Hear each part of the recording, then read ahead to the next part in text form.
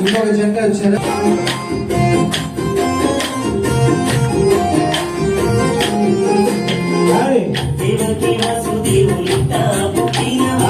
Devaki వసుదేవులట పుట్టినవయ్యా,